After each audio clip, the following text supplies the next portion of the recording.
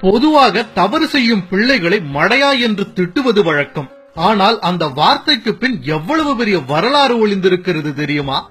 வாருங்கள் பார்ப்போம். மழைக்காலங்களில் ஏரி நிரம்பி வழியும் போதும் மக்களுக்கு நீர் தேவைப்படும் போதும் ஏரியில் இருந்து தண்ணீரை திறந்துவிட தமிழன் கண்டுபிடித்த தொழில்நுட்பம்தான் மடை.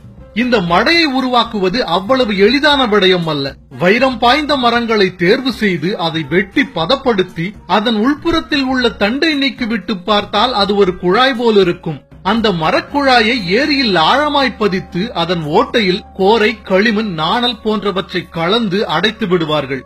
இப்படித்தான் ஆரம்ப காலங்களில் மடைகள் உருவாக்கப்பட்டன. பிற்காலத்தில் மிகப்பெரிய பாறைகள் கொண்டும் மரச்சட்டங்களை கொண்டும் மடைகள் உருவாக்கப்பட்டன.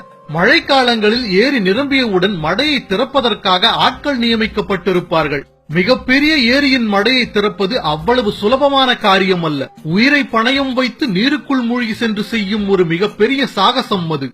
மழையால் ஏரியில் தண்ணீர் நிரம்பி கரையை உடைத்துக் கொண்டு செல்வதற்கு முன் ஊரையே மூழ்கடிக்கக்கூடிய வலிமையுடைய ஏரிக்குள் ஒரே ஒருவர் மட்டும் குதித்து ஏரியின் அடியாழம் வரை மூச்சடக்கி சென்று மடையின் அடைப்பை திறந்து விடுவார். மடை திறக்கப்பட்ட அடுத்த நொடியே அசூர வேகத்தில் வெளியேறும் வெள்ளம் மடை திறந்தவரையும் இழுத்துச் செல்லும். புயல் வேகத்தில் புகுந்தோடும் வெள்ள நீரில் இருந்து மடையை திறப்பவர் தப்பிப்பிழைப்பது அவ்வளவு சுலபமான காரியம் அல்ல.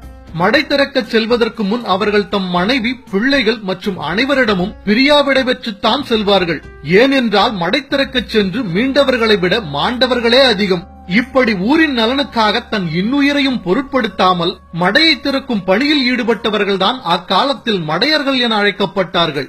வரலாற்று பக்கங்கள் போற்றி புகழ வேண்டிய இவர்களைத்தான் நாம் இன்று இழிவுபடுத்திக் கொண்டிருக்கிறோம். தவறு செய்பவர்களையும் தவறை திருத்திக் கொள்ளாதவர்களையும் மடையர் என்று திட்டுவதற்கு முன் இனி சற்று சிந்திப்போம். இதுபோன்ற மேலும் பல வரலாற்று தகவல்களுக்கு பயாஸ்கோப் சேனலை சப்ஸ்கிரைப் செய்யுங்கள். நன்றி, வணக்கம்.